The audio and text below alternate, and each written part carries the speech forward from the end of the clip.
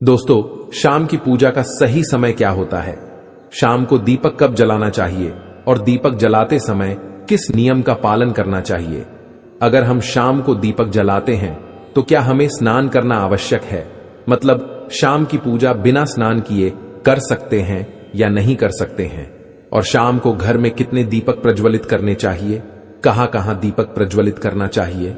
दीपक जलाने का मंत्र क्या होता है? घर की परेशानियों को दूर करने के लिए और किसी विशेष मनोकामना को पूर्ण करने के लिए दीपक किस प्रकार से प्रचलित करना चाहिए?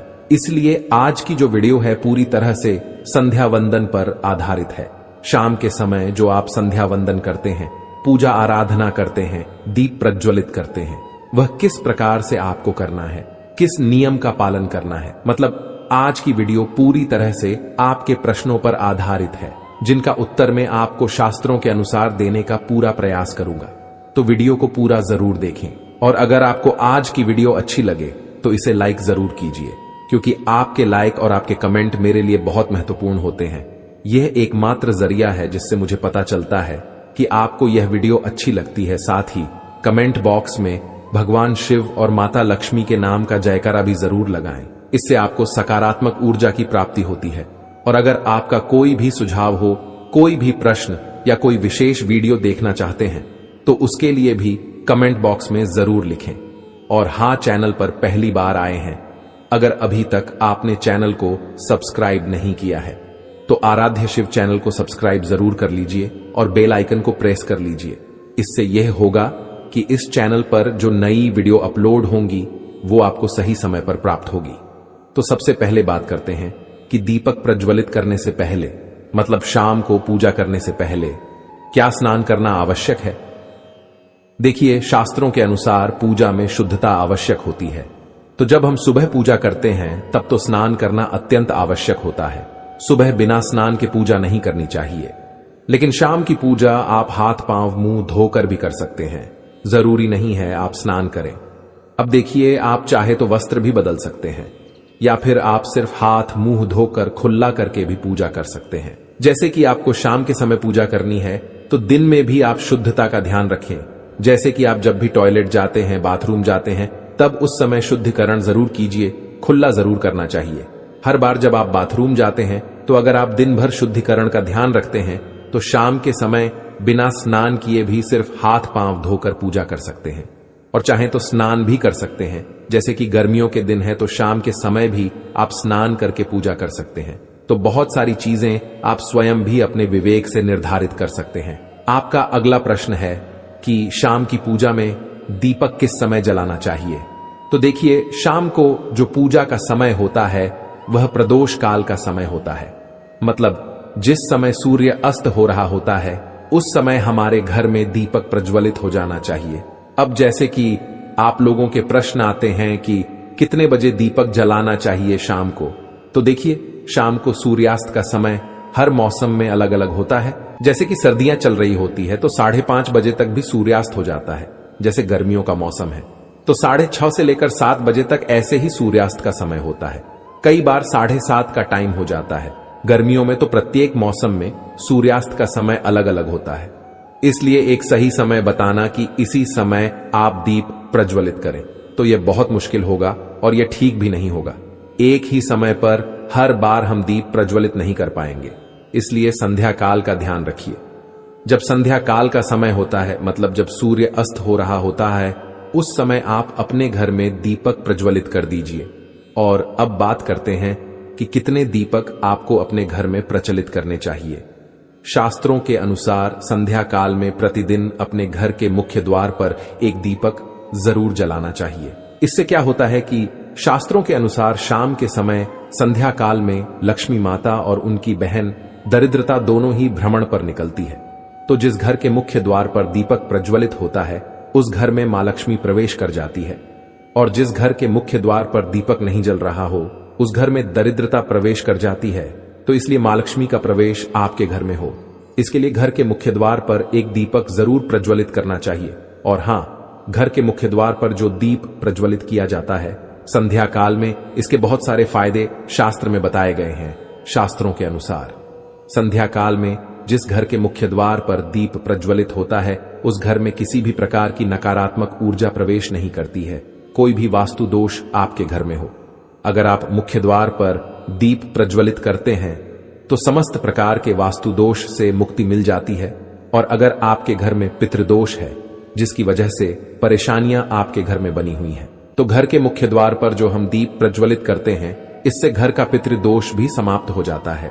और इसके अलावा घर में किसी भी प्रकार की अशांति रहती हो या फिर आपके घर में बीमारियां बहुत रहती हैं, कलह रहता है, आर्थिक तंगी रहती है, तो घर के मुख्य द्वार पर हम दीप प्रज्वलित करते हैं तो समस्त प्रकार की परेशानियों से, दुखों से आपको मुक्ति मिल जाती है। इसलिए घर के मुख्य द्वार पर दीप प्रज्वलित करना अत्यंत आवश्यक होता है। शास्त्रों के अनुसार घर के मुख्य द्वार पर एक दीपक अवश्य ही होना चाहिए। अब बात करें दूसरे दीपक की, तो दूसरा दीपक आपको अपने घर की तुलसी के पास प्रज्वलित करना चाहिए। शास्त्रों के अनुसार अगर शाम के समय संध्या काल में तुलसी की जड़ के पास अंधेरा रहता है, ऐसे घर में दरिद्रता का स्थायी वास बन जाता है। और जिन घरों में शाम के समय तुलसी के पास दीप प्रज्वलित किया जाता है, ऐसे घर में लक्ष्मी का वास होता है। श्री हरि विष्णु सहित महालक्ष्मी ऐसे घरों में वास करती है। तो आपको प्रयास करना चाहिए कि शाम के समय तुलसी के पास एक दीपक अवश्य प्रज्वलित करें। अब बात करें अगले दीपक की, तो शाम के समय अपने घर के ईशान कोण में, मतलब जहां पर भी आपने अपने घर का मंदिर बनाया हुआ है, उसी स्थान पर घर के मंदिर में एक दीपक अवश्य प्रज्वलित कीजिए। 2-3 दीपक आपको प्रतिदिन जरूर प्रज्वलित करने चाहिए। और अगर आप तीनों दीपक प्रतिदिन प्रज्वलित करते हैं तो विश्वास रखिए आपके घर की बहुत सारी परेशानियां स्वयं ही समाप्त हो जाती हैं। और अब बात करते हैं अगले प्रश्न के बारे में, जो आप लोगों के हमेशा प्रश्न आते हैं कि दीपक किस चीज से प्रज्वलित करना चाहिए। सरसों का तेल डाल सकते हैं या नहीं, या फिर तिल के तेल का प्रयोग करना चाहिए, या फिर शुद्ध गाय के घी का किस चीज से हम दीपक प्रज्वलित करें।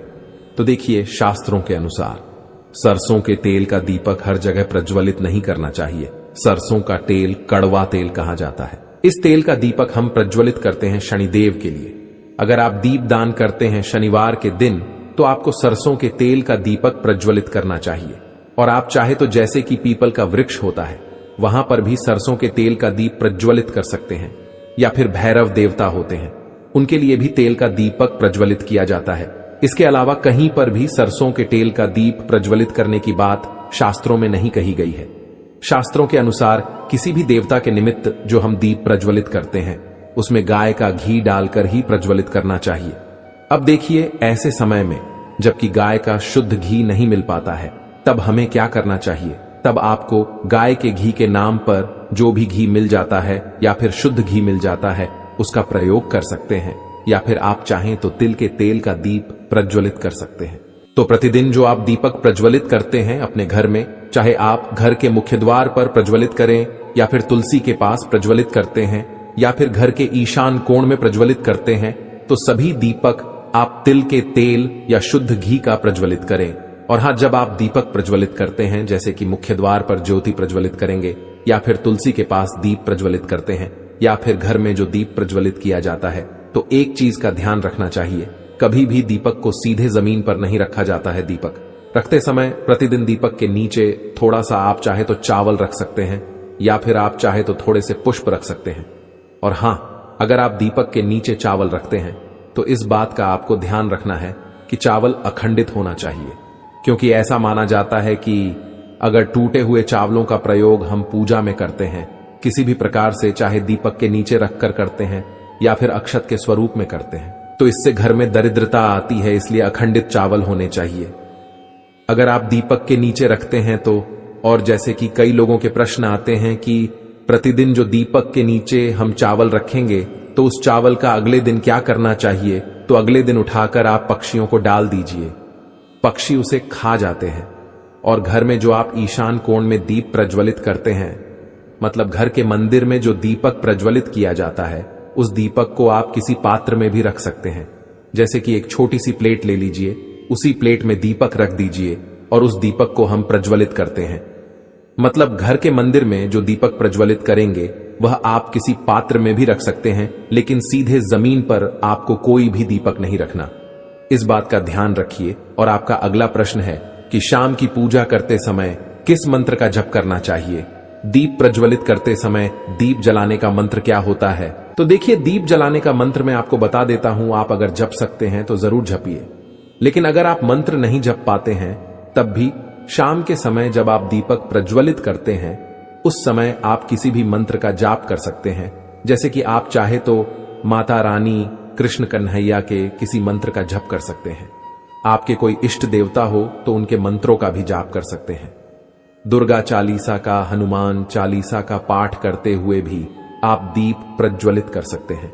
जरूरी नहीं है कि आप दीपक जलाने वाला मंत्र ही पढ़ेंगे, किसी भी मंत्र को पढ़कर आप दीप प्रज्वलित कर सकते हैं, संध्या वंदन कर सकते हैं। क्योंकि शास्त्रों में कहा गया है कि मौन रहकर कभी भी पूजा नहीं करनी चाहिए। जो भी शुभ कर्म होते हैं वह मंत्र उच्चारण के साथ ही संपूर्ण किए जाते हैं, इसलिए मंत्रोच्चारण आवश्यक है। कोई भी मंत्र जपते हुए आप पूजा कर सकते हैं, संध्या वंदन कर सकते हैं, लेकिन दीपक जलाने का जो शास्त्रों के अनुसार मंत्र है वह मैं आपको पढ़कर बता देता हूं। मंत्र है, शुभम करोति कल्याणम आरोग्यम धन संपदा शत्रु बुद्धि विनाशाय दीप ज्योति नमोस्तुते। दीपो ज्योति परम ब्रह्म दीपो ज्योतिर्जनार्दन दीपो हर्तु में पापम संध्या दीप नमोस्तुते। इस मंत्र का जाप दीपक प्रज्वलित करते समय करने से कहा जाता है कि सभी प्रकार के पापों से मुक्ति मिल जाती है और दीप देवता जो होते हैं वह हमारे जीवन में प्रकाश करते हैं। तो बहुत आसान है। यह मंत्र अगर आप लोग नियमित पढ़ेंगे तो निश्चित ही आपको याद हो जाएगा और दीपक प्रज्वलित करते समय आप बिना देखे भी पढ़ पाएंगे। और अभी आप चाहें तो इसे किसी कागज पर लिखकर रख सकते हैं और घर के मंदिर में ही रख दीजिए जहां पर आपको दीपक प्रज्वलित करना है। तो जब आप दीप जलाएंगे तब आप इस मंत्र को देखकर पढ़ सकते हैं और कुछ दिनों में तो याद हो ही जाता है। तो ये है आज की वीडियो जिसमें शाम की पूजा से संबंधित, शाम को दीपदान से संबंधित संपूर्ण जानकारी मैंने आपको शेयर की है। उम्मीद करता हूं वीडियो आपके लिए उपयोगी होगी। इसके अलावा भी अगर आपका कोई प्रश्न हो तो कमेंट बॉक्स में जरूर लिखें और यह वीडियो आपको कैसी लगी कमेंट बॉक्स में लिखकर जरूर बताएं। इन गलतियों से घर में होती है धन की कमी, जल्द अपनाएं ये वास्तु टिप्स। नंबर 1, घर में तुलसी का पौधा और दाड़िम का पेड़ होना ही चाहिए। ये दोनों धन को बहुत शुभकारी होते हैं। तुलसी माता जगदम्बा का रूप है।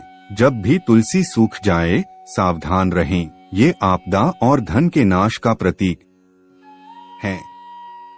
नंबर 2, अगर किसी भूखंड में ईशान कोण कट जाता है तो हरगिज न खरीदे। ऐसे घर में रहने वाले दरिद्रता भोगते हैं। उसी प्रकार अगर ईशान में स्थित शौचालय भी गरीबी और रोग को आमंत्रित करता है। नंबर 3, घर के उत्तर दिशा में रखा गया मछली कुंड सुख और संपत्ति को आमंत्रित करता है। ध्यान रहे, मछली कुंड का जल बदलते रहें। मृत जीवों को मछली कुंड में न रखे। नंबर 4, घर की मालकिन सुबह स्नान करके मुख्य द्वार की देहरी पर 1 लोटा जल नित्य डाले तो मां लक्ष्मी का आगमन होता है। अपनी माता या पत्नी से वाद विवाद या झगड़ा करने से, विशेषकर शुक्रवार को या सोमवार को, धन संबंधी रुकावटें आती हैं। नंबर 5, प्रत्येक अमावस्या को घर का सारा फालतू सामान बेच दे या बाहर निकाल दें। इससे घर में सुख शांति रहती है और आर्थिक रूप से सक्षम बनते हैं।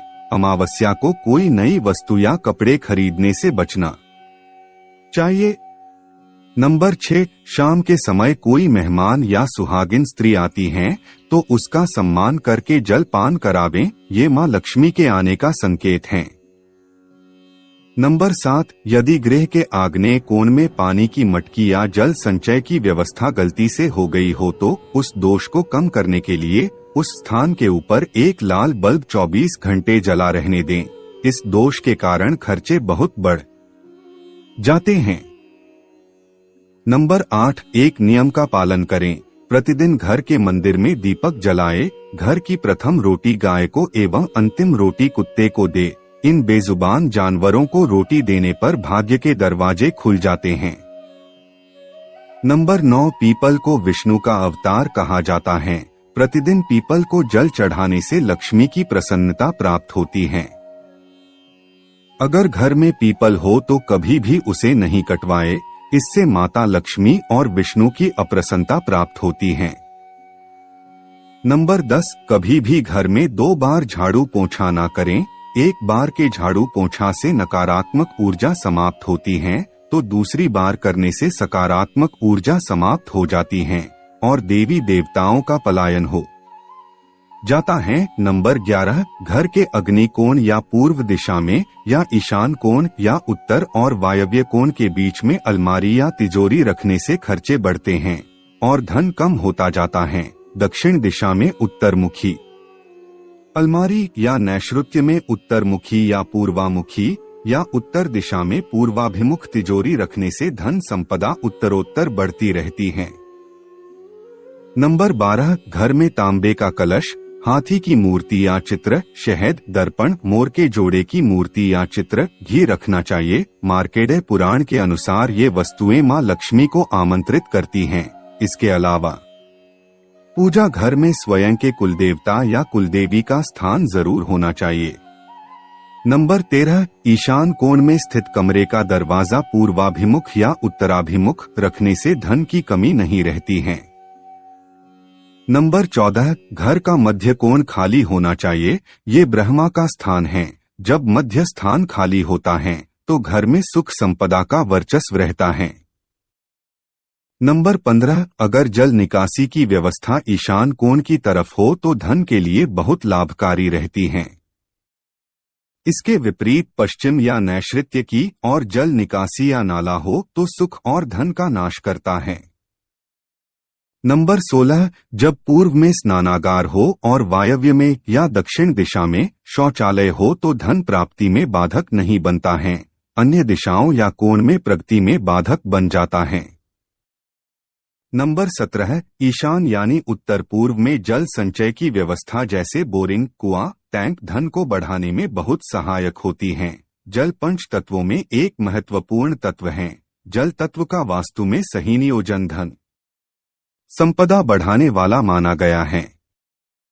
नंबर 18, अगर किसी मंदिर में नीचे आंगन में गिरा हुआ सिक्का या पुष्प मिल जाए तो लाल कपड़े में बांध कर रखें। उसको अपने पूजा घर या धन स्थान में लाल कपड़े में रखे। ये प्रभु का आशीर्वाद माना जाता है और धन संपदा में आकस्मिक लाभ होता है। नंबर 19, वास्तु वेद, मुख्य धार वेद से बचें। मुख्य धार या वास्तु के सामने खंभा, दीवार, पेड़ या सीढ़ियां होने से वेद होता है। ये सकारात्मक ऊर्जा को रोकता है और धन और प्रगति में बाधक बनता है। नंबर 20, आग्नेय कोण में रसोई, ईशान में पूजा घर और नैऋत्य कोण में मास्टर बेडरूम बहुत ही शुभकारी होता है। सुख संपदा और धन की उत्तरोत्तर प्रगति होती है। अगर जानकारी अच्छी लगी तो वीडियो को लाइक एंड शेयर करें और चैनल को सब्सक्राइब करके